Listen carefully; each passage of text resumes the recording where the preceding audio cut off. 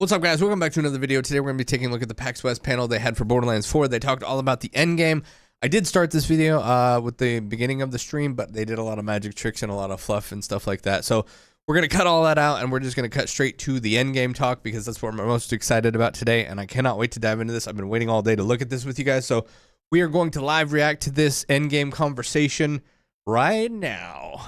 Here we go. Done some tours. I went to Southeast Asia and showed a lot of people the game. We got Andrew Rayner and Grant. And we've shown somebody else talking about the end game of Borderlands 4. What we haven't really talked about is Endgame. We are hyped. And Grant and I promised that when we come to PAX West, we would talk about Endgame. So you ready to talk about Endgame? Yes, hell yeah. Let's do it. Let's do it. Before we do that, Randy, I just got to know how you feeling right now. We're 14 days away from launch, 14 days. My goodness. Oh, I'm freaking out. We've worked on this game for I've been working on it for over 6 years, since before Borderlands 3 even launched. And we're leaving everything we've got on the field, you guys. Like, I'm literally sweating right now. Our team has, we've just been killing ourselves trying to make the best Borderlands game we've ever made. And I think we've done it. I think we've done it. And I can't wait for you guys to play it. Oh, that's exciting. I love that. Day one, so that I can finally get on the, on the internet and play with random people, because I only get to see what these guys do. I want to see what you guys do. I love that. So I'll be with you playing on September 12th. And we're just 2 weeks. I'm freaking out, you guys. I'm freaking out. And make sure that everybody can go into the end game with nice, and smooth transition. Yeah, you worked on Borderlands 3's endgame with Mayhem mode. Yep. What can we expect a little bit from in terms of flow and kind of new experiences within Ultimate? We wanted to focus on the player experience. The main thing that we learned from the previous Borderlands to this one is that we don't want players to regrind their weapons. So from Ultimate Vault Hunter mode on, you will be using your endgame weapons and your endgame gear that you farm once. And if that's the gear that you want to use, that's the gear you're going to take. And we're going to challenge you to take that gear from when you get it all the way to the last Ultimate Vault Hunter rank. That's and cool. We're designing this with co-op in mind, with playing with other players. I actually quite like that. I'm going to pause that right there because, when you get to the Mayhem modes, you had to go back and grind the Mayhem weapons, and that was interesting, but man, it's tedious looking back on it now. And we have a different leveling system. Like, when you're playing the main game, you're getting your standard experience. It's this gold meter that you're filling up next to your player level in the lower left-hand corner of the screen. You can see that little gold blip there. We also have something new called specializations. Dive into that. Yeah, so what is this? This is a brand new skill tree that players will have to invest in, like kind of like a remix of what badass ranks were. And when you beat the game and you unlock specializations are 4 different play styles that players have to invest in, and you gain specializations points by leveling up. And this is a separate experience point that's cool. that will accumulate after you beat the campaign. I like that.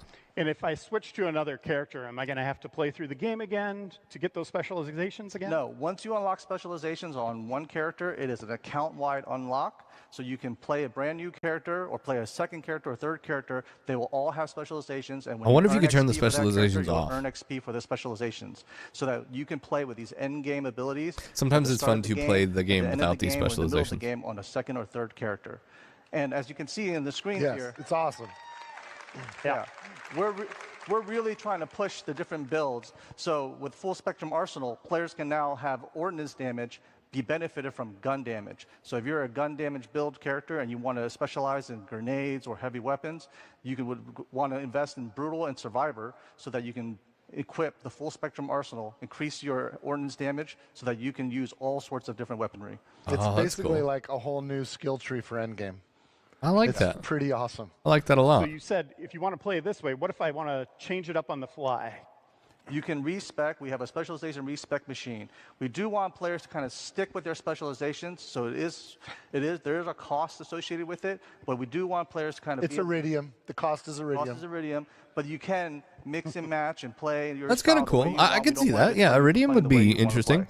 So then, and what can players the risk reward. Vault Hunter mode. How do we get into that?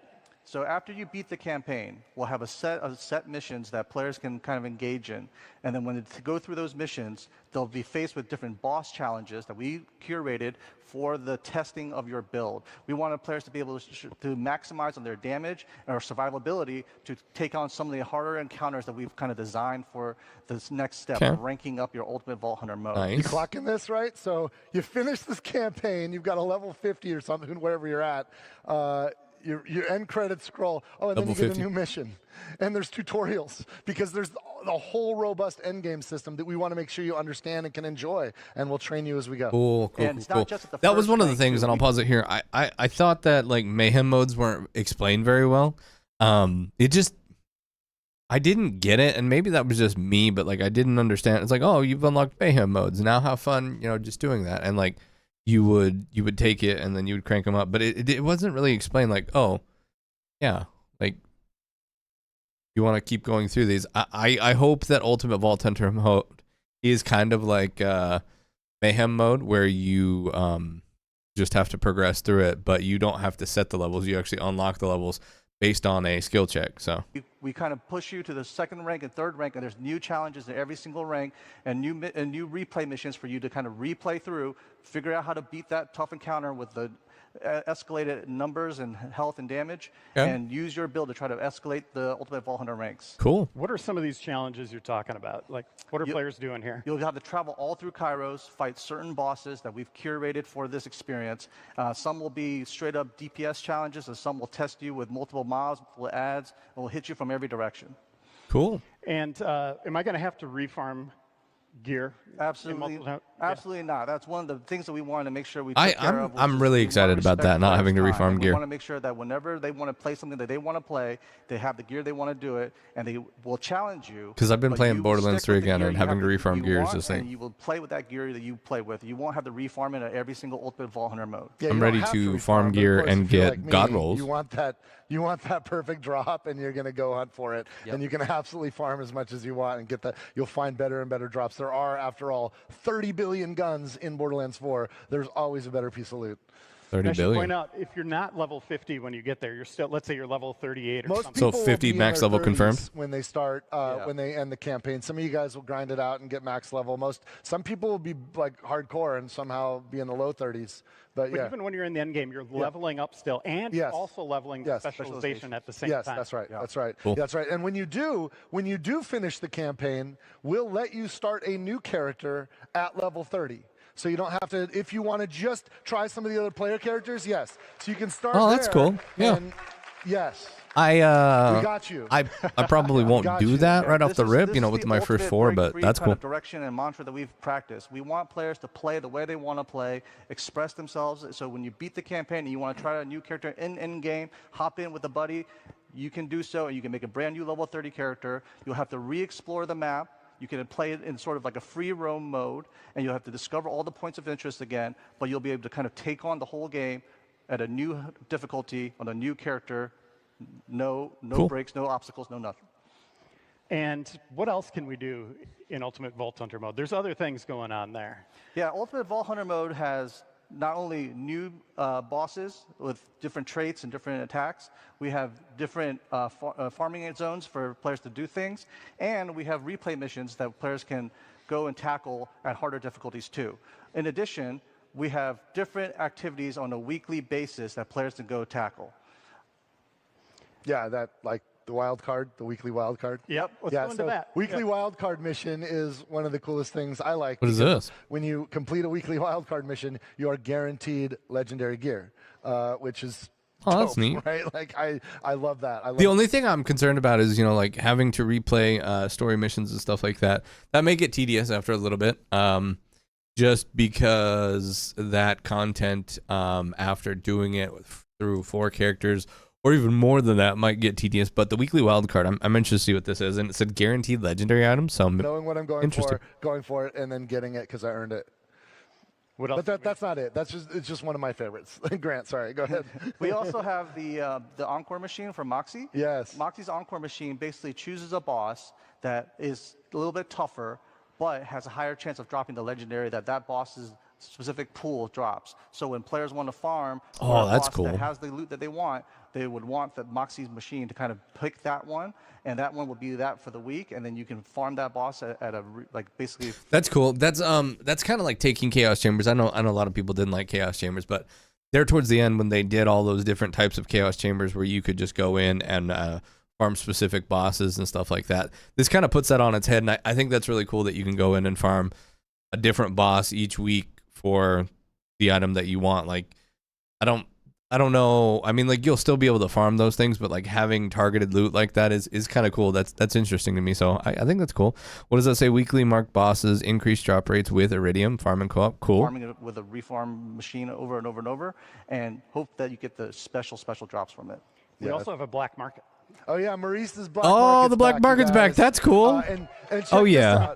Not only will it move around, but the loot you see in your game will be different than what somebody else sees this time. So invite your friends. You want, like, if you get like, oh my gosh, my Maurice's black market has some killer shit in it. Get people in there. Tell people about it, because that's cool. So it's unique to each person's playthrough. That's kind of cool. It kind of eliminates the whole like, oh, you know, this is what Maurice's black market has this week. But it's cool. I like stuff like this. I love how they're blending like live elements into a single player looter shooter type game. This is cool. This is very cool. Let's talk about endgame gear, since we're just touching on that right now. Gear. Well, endgame will force players to want to farm for the best gears, right? Yes. So one of the new things that we're offering... Let's say motivate. Motivate. Motivate players to farm the best gear. One of the ways that they're going to attain that is through the firmware system. The firmware system is a set bonus that players will utilize to kind of mix and match and increase their offense or defense or utility capabilities across their character. There's exclusive firmware and higher Valhalla modes, but firmware isn't locked to a piece of gear. You can transfer it, which we'll detail in a second. But so is this like anointments? Is firmware like anointments? It was in Borderlands 3? You can mix and match from 5 different slots on your gear. And there's bonuses from having 1 piece, 2 pieces, or 3 pieces. So if you they've talked about this. You have 5 single set bonuses from 5 different slots on your character, or you can mix and match 3-1-1, 2-2-1. There's many bonuses that you can.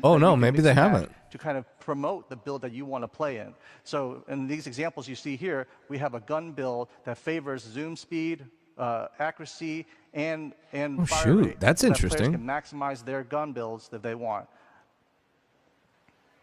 And then here's Deadeye. Oh yeah. Yeah, so this is a 3-1-1. By the way, go back to that screen. Can you go back one? How do you farm? Who didn't open their bonuses here, the rewards? So the firmware is specific to a character, or that's something you pick up? Gear, like cosmetics for Echo 4, for your bike, all that stuff. Let's go back. I want to. Maybe I missed that part. Are sent directly to the player. Force players to want to farm for the best gears, right? So one of the new things that we're offering... Let's say motivate. Motivate. Motivate players to farm the best gear. One of the ways that they're going to attain that is through the firmware system. The firmware system is a set bonus that players will utilize to kind of mix and match and increase their offense or defense or utility capabilities across their character.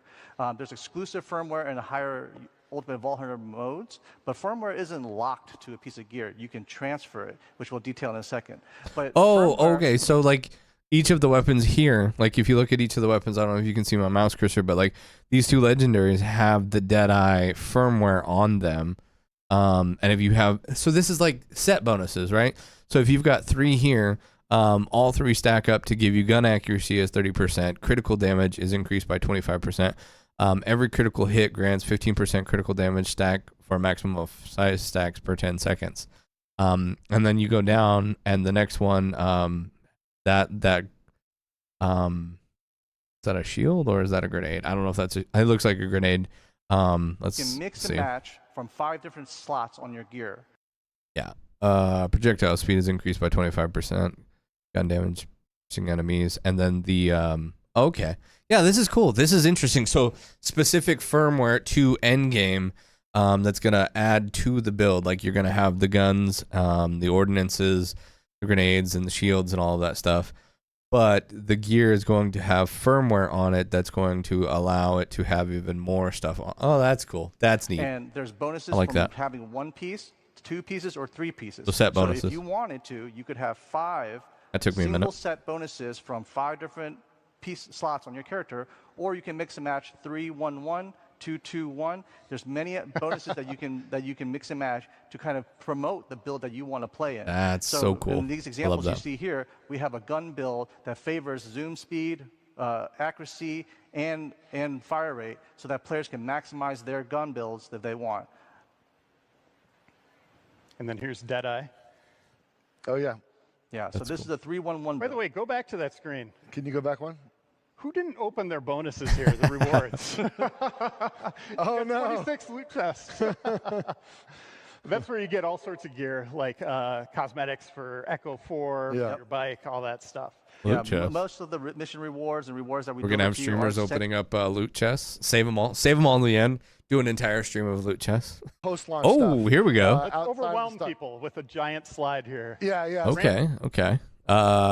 Should we let them talk about it and then we look at it in depth? Let's do that. Hey, what are we looking at?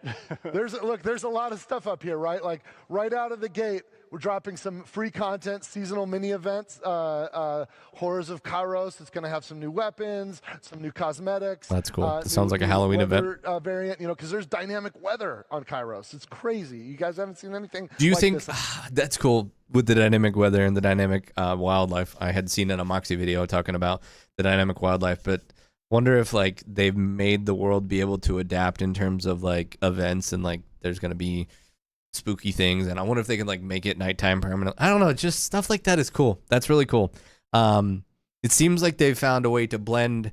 They've taken the live elements out of Borderlands 3 and they've taken the live elements out of Wonderlands and kind of meshed them in here, and it'd be really cool. This whole Horrors of Kairos definitely sounds like a spooky thing. In a Borderlands game before, and that's free content. So that's for everybody, whether you've done this stuff or not. But our first premium content is Bounty Pack 1. There's a new mission, a new boss, lots and lots of rewards tied to that one, and it's really, really fun and really, really gnarly, frankly. We're going to drop an Invincible, and then Bounty Pack 2. An Invincible? What? That's cool. Oh, heck yeah. So this is the Bounty Pack 1. So Bounty Packs are your free content, but your Bounty Packs are your premium content that come with the quote-unquote season pass, okay? New mission and boss, legendary gear, vault card with 24 cosmetic. I like the vault card idea. I think vault cards are cool, something to work through. 1 Vault Hunter style, okay? 1 Echo drone skin, and 1 vehicle. Cool. For the first story pack. The first story pack is a big campaign DLC. It's awesome. It's crazy. We're going to talk about it a bit. Maybe I'll just shut up there and let us talk about that. Wait. So like that's not even the Bounty Pack 1 isn't even the story stuff? Oh shoot. So you're getting a game, Q4. You're getting the free content, the Horrors of Kairos, the event, the mini event, and then you're getting a bounty thing with a mission, legendary gear, vault card, stuff like that. And then you're getting an invincible boss, high-level boss variant, and arena. What does the arena mean? Additional ultimate vault hunter mode level. So you're getting another vault. Oh my gosh, that's cool. So that's the end of the year. This whole content pack in wow. Okay. There's dynamic weather on Kairos. It's crazy. You guys haven't seen anything like I backed this up a little too far. Before. And that's free content. That's for everybody, whether you've done this stuff or not. I'll fast forward. Premium content is Bounty Pack 1. There's a new mission, a new boss, lots and lots of rewards tied to that one, and it's really, really fun and really, really gnarly, frankly. We're going to drop an Invincible, and then Bounty Pack 2 before the first story pack. The first story pack is a big campaign DLC. Big story mode DLC. So you in the story. So the Bounty Pack 2, Q1. So the first of the year, January through March. A new mission, new boss, new legendary gear, another vault card, 4 pieces of rerollable gear. That's cool. 1 player skin, 1 echo. Okay. Not super stoked about like the skins for the drone and the vehicles, but it's content nonetheless. And then you get Story Pack 1, a new Vault Hunter, new main story missions, new map zone, interesting, new side missions, new legendary gear, new cosmetics, 4 Vault Hunter heads and styles, 4 weapon skins, 2 vehicle skins, 3 Echo drone skins. See, like, I don't really care about the skins. It's cool, great, wonderful. Really excited about the Vault Hunter and the new main story missions, but okay. It's awesome. It's crazy. We're going to talk about it a bit. Maybe I'll just shut up there and let us talk about that. Yeah, I'll sit down. I'm sorry. I get really pumped about this stuff. Mario, let's unpack that first one, the seasonal events. What can players expect there? Yeah, sure. So seasonal mini events are back. The first one coming in October. We're calling it Horrors of Kairos. And because it comes out so soon after launch, we didn't want to make sweeping changes just yet. So you should expect some tweaked gameplay with some spooky vibes, new legendaries, cool. cosmetics, but only for a limited time, so make sure you don't miss them. And then invincible bosses. You can actually kill these. They're not invincible, but we call them invincible bosses because they're tough. Invincible bosses, and as you can see up there, there's 3 S's. So yes, multiple invincible bosses are planned for release. They'll take place in new arenas all around Kairos. They're a free download for all players, so you all get to play them. The arenas are they'll use a lot of the interesting traversal mechanics that we already introduced in Borderlands 4, so new ways to play. And yeah, they live up to the Invincible name, so they're going to be tough. So I can't wait to see you all's build. Oh, that's cool. That's kind of a new area. Look at that. So invincible bosses with new traversal mechanics, okay, and new Ultimate Vault Hunter ranks added with each boss. That's cool. Sam, the story doesn't end with the campaign. You have big plans for what comes next. Let's talk about some of these first little bits of story that people will be able to play. Yeah, as we noted, we've got the bounty packs coming up, and these kind of content is going to be familiar to anyone who played Borderlands 2. If you remember our Headhunter packs, these are story-focused missions that focus on a particular character and a theme. And our first one is going to be focused on a character named Rush. Some of you may have seen in our promotional, and he's going to be spreading some holiday cheer. And there's a ton of content in these bounty packs.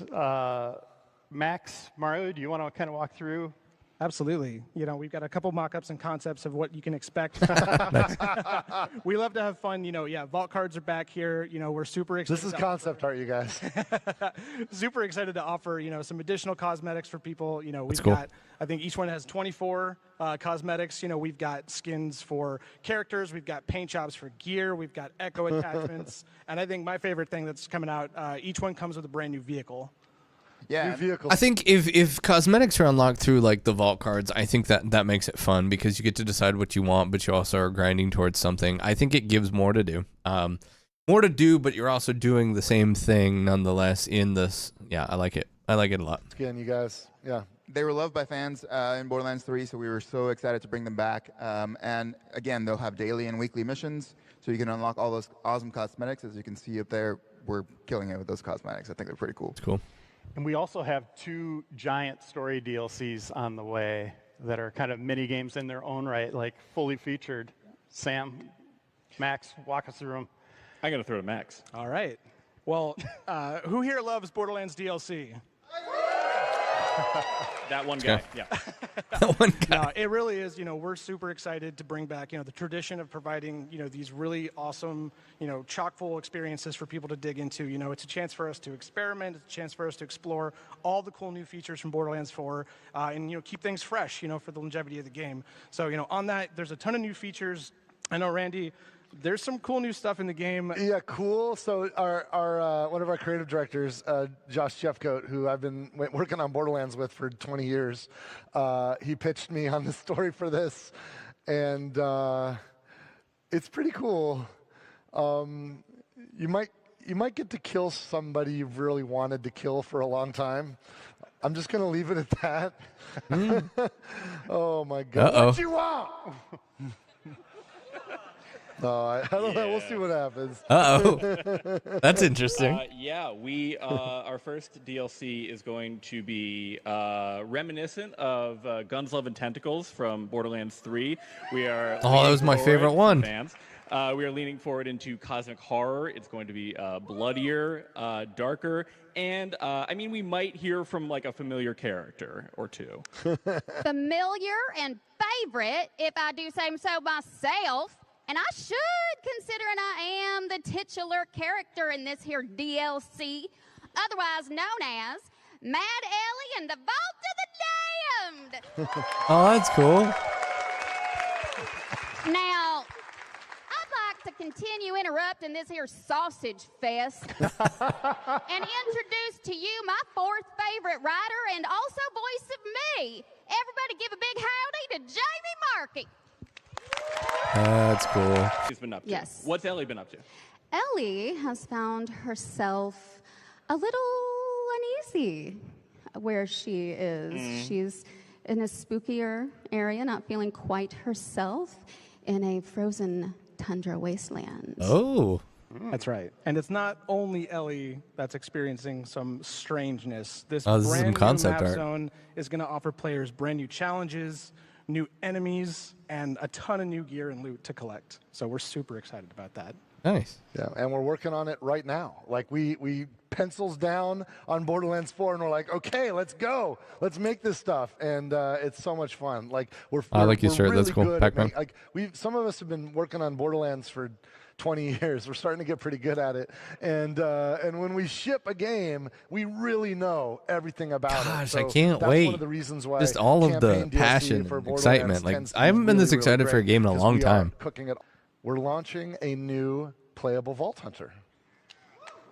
We're gonna get a hint. That's an actual silhouette of this character. Look, we didn't do it in Borderlands 3, and some of you guys hate us for it.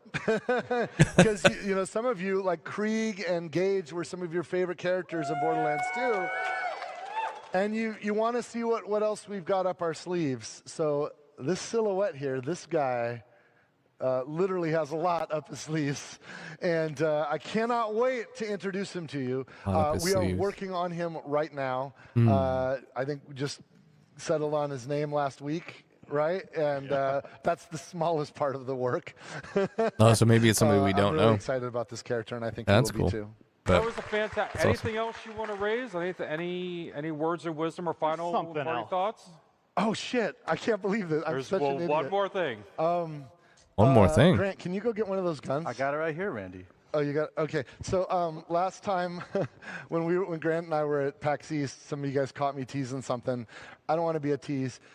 Grant's been working hard. Also, like some of the other folks have been working so hard. Jasper Foreman and Neil Johnson back home. These I want guys, that shirt. The reason why you're getting that pack and the reason why this game is so solid is because of these guys. Lawrence Nash has been helping out with the production on that. These guys are badasses, and the team of the people that surround them make this possible. But Grant here has been working overtime, working late on Fridays, because turn that gun over and move it a little bit.